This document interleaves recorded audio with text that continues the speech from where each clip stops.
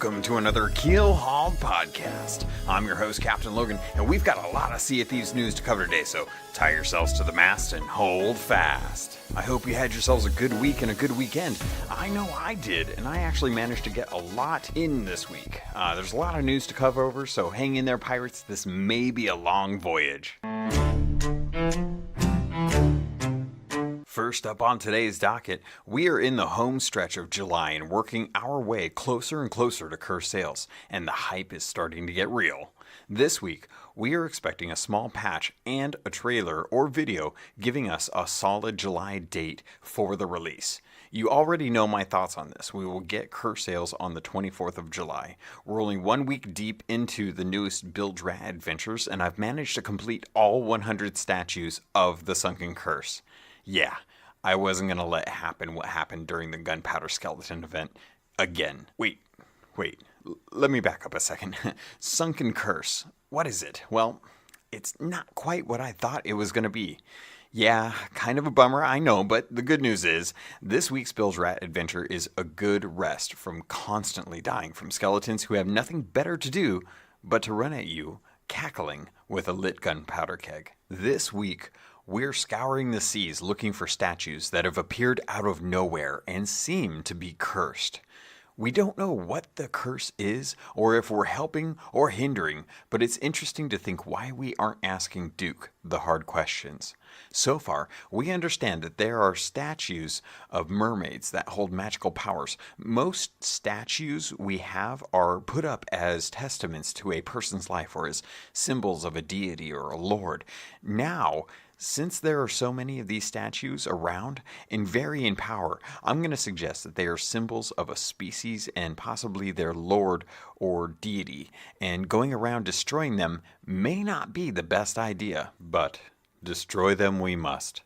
Because of Duke and the promise of new clothing, gold, or reputation, we're going out into the Sea of Thieves to remove these figures or artifacts from around the islands. Right now, there are 3 different power levels: Sapphire, Emerald, and Ruby, with Sapphire being the easiest to destroy and Ruby being the most difficult. The original intent is for you to be able to solo Sapphire and Emerald, as I did in the first day. The Ruby ones are designed to be for a full crew of 4. Of course, leave it up to pirates to work out ways around this design system. As of this recording, there is a bug that allows you to destroy all the statues solo. If you already know about this, then this news comes as no surprise. But for everyone else, know that there is actually a sweet spot where the statue's damaging aura stops and your sword slashes hit. The limiting factor here is going to be air. If you have enough bananas and aren't being hunted by sharks, you can stay below the waterline to slash, shoot, or powder keg these ruby statues down. From what I've researched, pirates have been able to easily destroy ruby statues with 4 powder kegs. The hardest part, getting the powder kegs to sink down to the bottom of the seafloor in the right place. That being said, I don't know if this week's patch will eliminate this bug, forcing players to take damage from the statue. I would assume they will fix this and recommend working on the rubies as quickly as possible with other crews or crewmates. I did learn yesterday that you can work with other crews and get credit for destroying the artifacts. I don't know the extent of what counts or what doesn't. We didn't want to waste any of the statues trying to test this to make sure that we respected other players' times. So if you don't always run with a full galleon and want to partner up with other pirates, as long as each crew hits a statue, both will get credit. As with each event, there are new and time-limited cosmetics. This round comes in with not what I was expecting. An expansion to the bone-themed armor gear, but an entirely new style. Something that is far closer to the appearance of shipwreck chests. The Whaling Barnacle cosmetics include a dress, jacket, and hat. They're only available till July 25th, and this is an interesting date because it's a Wednesday, and we don't typically get patches or content planned for Wednesday. Sure, the date will slip from a Tuesday to a Wednesday, sometimes even a Thursday if there's an implementation issue. However, I've come to expect a Tuesday as the planned day for most updates to the game, which brings me back to my expected Cursed Sails launch date. What I think will be the 24th. Does this mean they're planning on a solid launch of Curse Sails then? Makes sense. So far, we know that Sunken Curse will be the last Bilge Rat update before Curse Sails, and that each adventure lasts 2 weeks. That gives us one more week before Curse Sails launches, and I expect that it will be a solid launch with few, if any, issues. And this is all just kind of based on how well the Hungering Deep launch went. Back to the new content. We also received a new flag, free to represent the Bilge Rat Adventures, and this will tie into a small captain's log since I still have a bit to talk about for this episode and I don't want to go too long. Now you can sail around, showing that your sailing is based around doing the adventures. This worked out nicely as yesterday I was with a crew sailing around doing voyages and working on mermaid statues. We had just finished up a fort and were working our way south when we came upon crooked masts to find a solo slooper who was waiting for some barrels to sink so that he could destroy a ruby statue. And I tend to give people a chance to state their intentions in the game when sailing, so as to not assume they mean any malice towards my crew and I.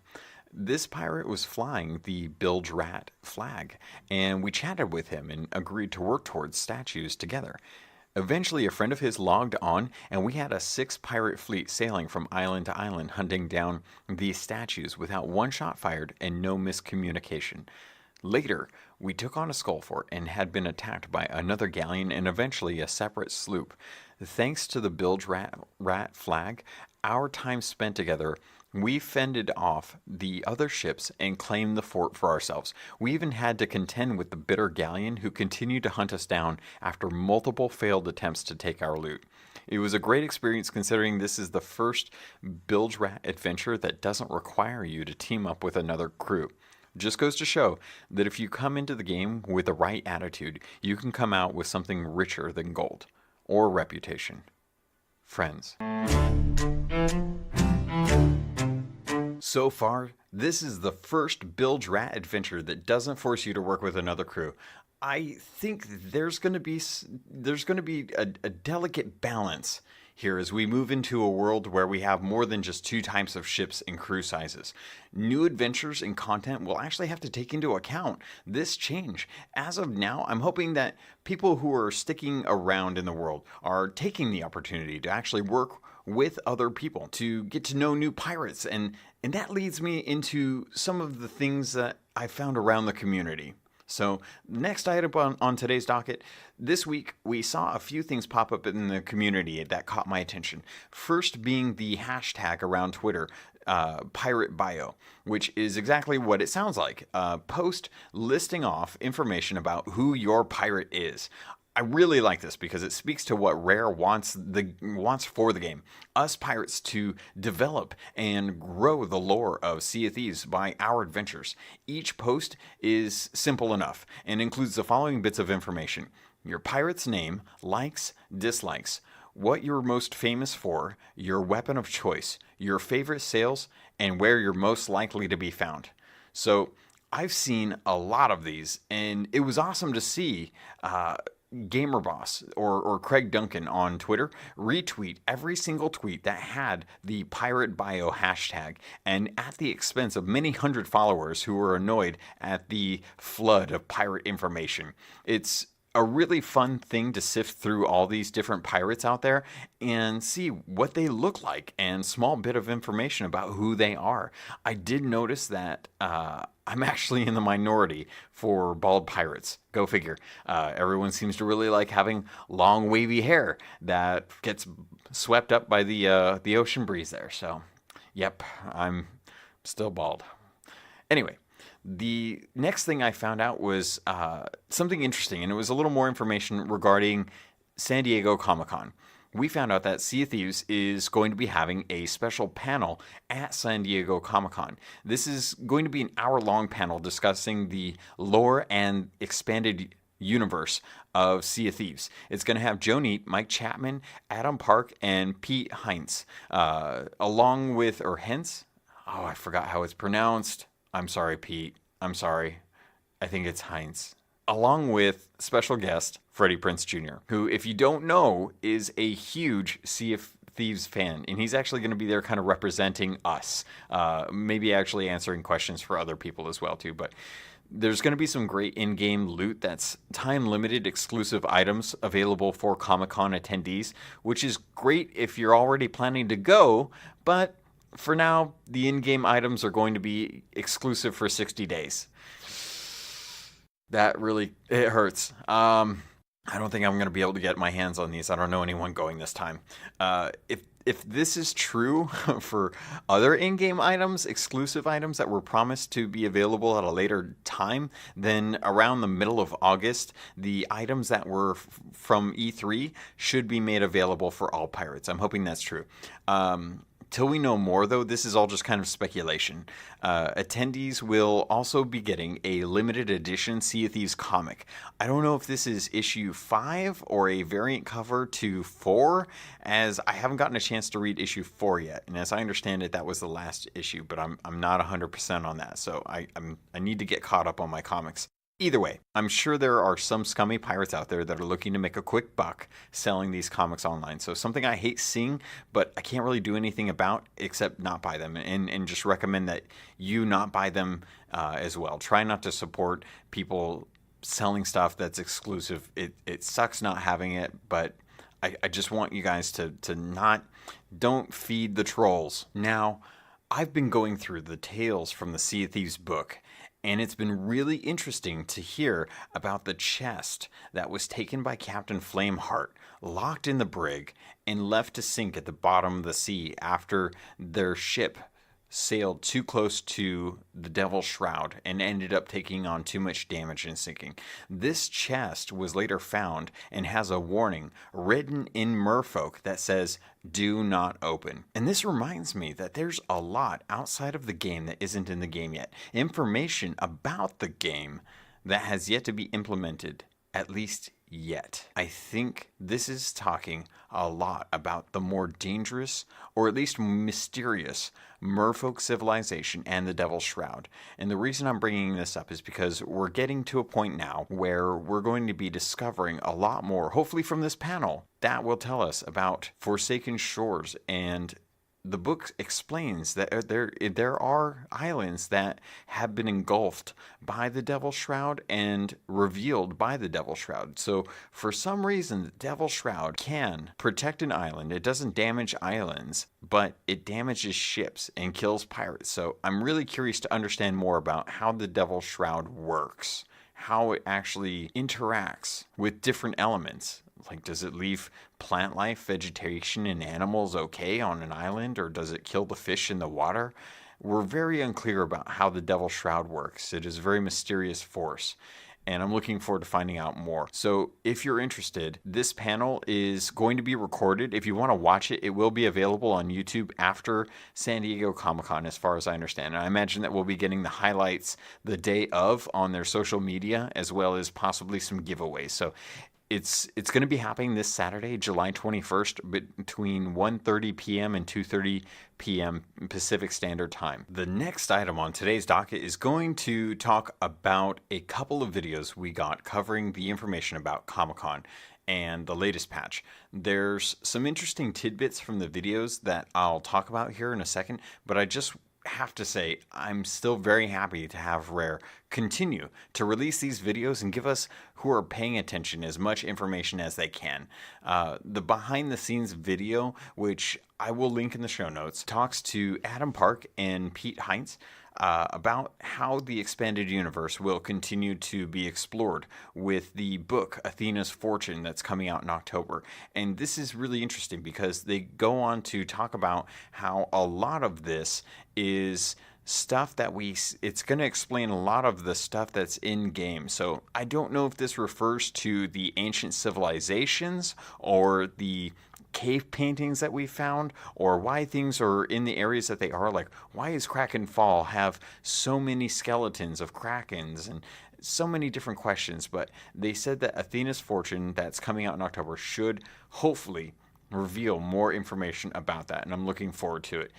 Now, the video starts off kind of peeking in on Adam and Pete in their natural habitat, which I love. We see them, quote unquote, working with tons of little figurines all around their desk, as well as piles upon piles of Sea of Thieves merchandise. Feel free to send me some. Wouldn't mind that. I'd love to have some of that stuff. Pete, I noticed, is a huge Lego fan, with a couple of odds and ends from gaming stuff as well. Mario's, Sonic, a couple Transformers, I think. And I asked Joe on Twitter if we could ever have something similar to like the behind the scenes featurettes that you find on like DVDs and Blu-rays and stuff. Something that shows some of the work done for future content that eventually would get released after that content went live. And I did get a response, a reasonable response for that, saying that while they had tried something like that in the past, it was too distracting and disruptive of a process that they wanted to make sure meetings were as productive as possible. So back to the video, Adam talks about some of the things in the books and comics being brought into the game at a later date. And I'm curious to know if this is referring to some of the stuff that talks with the cursed chest with Diving Bell and Captain Flameheart, or if this is something that's in the comics that hasn't been shown off, like the tavern that has a pistol that is a safe area that weapons don't work in. So I'm trying to understand, like, what does he mean by that? And I'm hoping that the panel will reveal kind of more of that information as we go. The developer update we got last week with Joe was pretty simple as far as talking about the latest patch. He went ahead and covered the information about finding the statues, the Bilge Rat Adventures, the flag, and that was great. But he did mention one thing that I thought was kind of ironic, but interesting as well.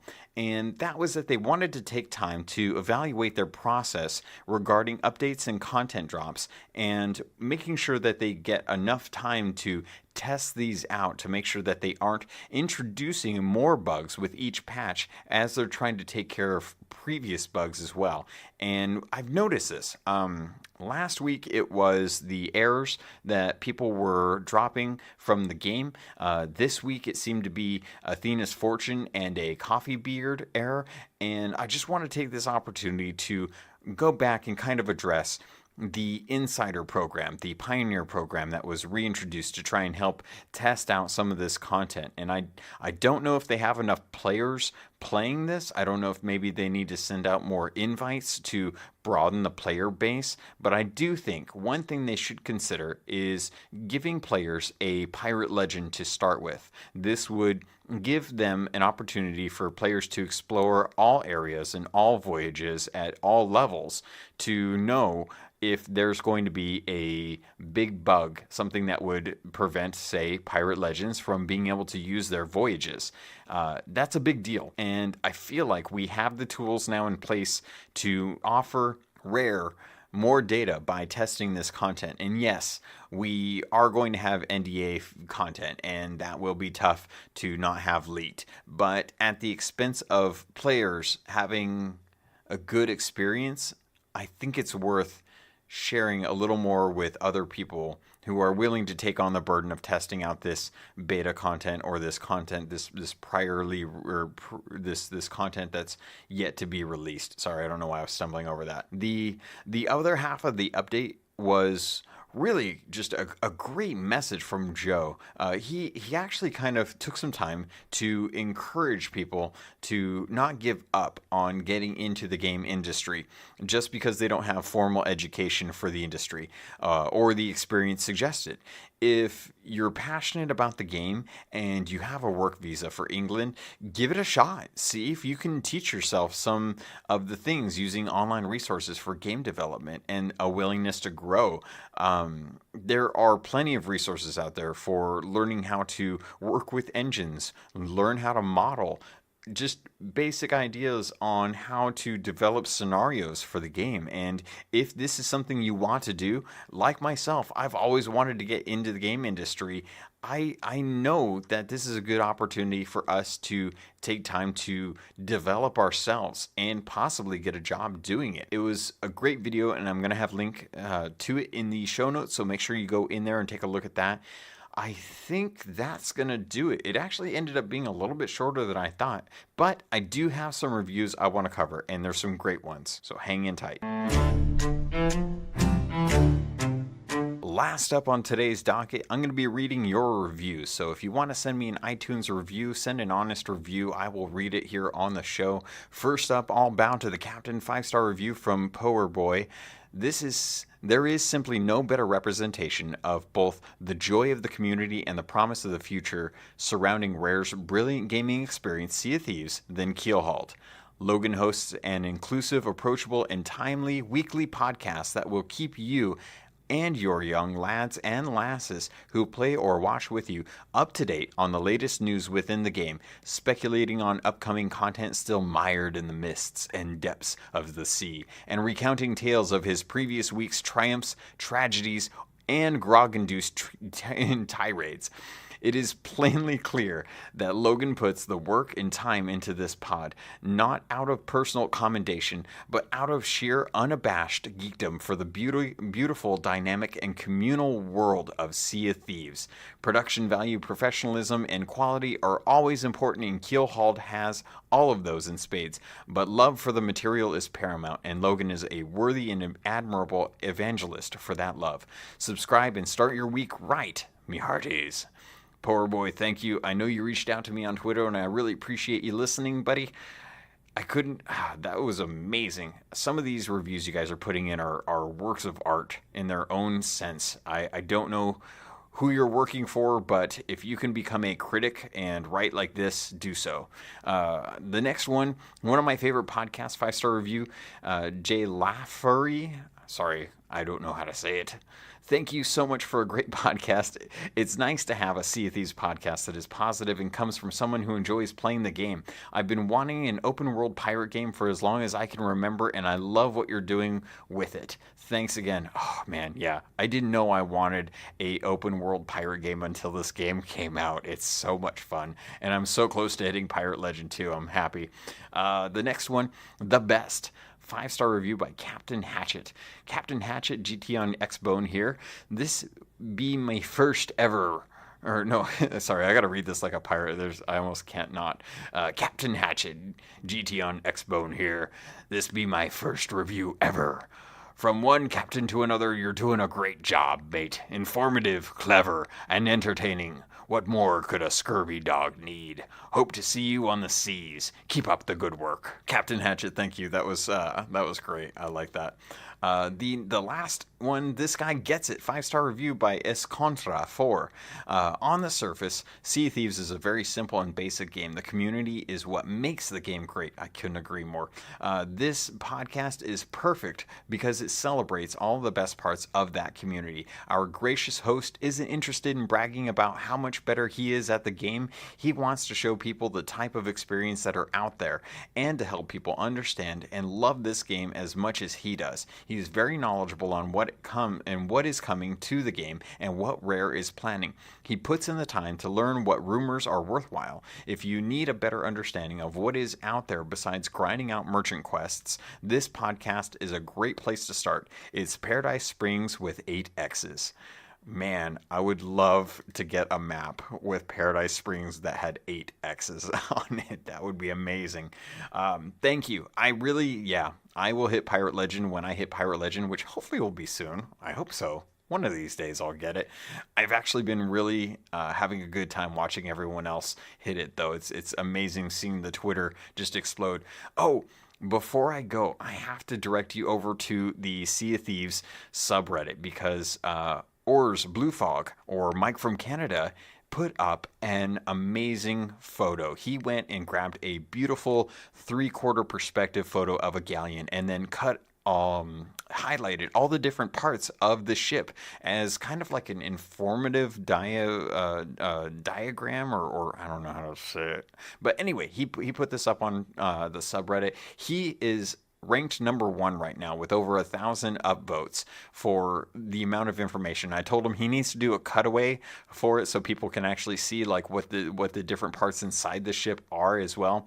But if you're looking for more information about what a ship's parts are called, like the bowsprit or the poop deck, that's a great place to go. Also, Bodhi Slam, one of my buddies, he is in New Zealand. He was challenged on Twitter by Bad DPS to swim from Golden Sands Outpost to Mermaid Hideaway. And this came about because he was actually swimming from Sunken Grove to where was it? He shot himself out of the cannon and started swimming to Galleon's Grave Outpost, which he made, but she challenged him to swim from Golden Sands Outpost, and he trimmed it up. He sped it up to a minute, and it's great. That's on Reddit as well as Twitter too. Frosty Force is out in force again. Out there is the Banana Bandit giving away loot that was lost from a ship that got killed by the Kraken, and it was a fort, Skull Fort loot, and they gave it all to him, and then he just tossed in an Athena's quest, courtesy of Taserface as well too. So much out there from the community, just doing an awesome job. I couldn't be any happier to be in this type of a scenario where I can talk about you guys doing amazing stuff. Feel free to hit me up if you find something like this, if you did something like this, if there's something that I'm missing that you want me aware of. I'm over on Twitter at CAPT_LOGUN. My gamer tag is CAPTAIN. LOGUN. I'm going to be streaming more often now that I have internet, and that should be on Tuesdays, Thursdays, and Saturdays in the afternoon Pacific Coast time. So that should be more Sea of Thieves based stuff. You can always email me too. I always get the emails from time to time, and I love that. It's CAPTLOGUN@gmail.com. Pirates, thank you for listening. I hope you had a good time. It was a little jumbled today. I don't know why. I had a hard time trying to build everything up today, but thank you for listening. If you made it this far, if you did, feel free to let me know what you thought, and hopefully I'll get to see you out on the Sea of Thieves.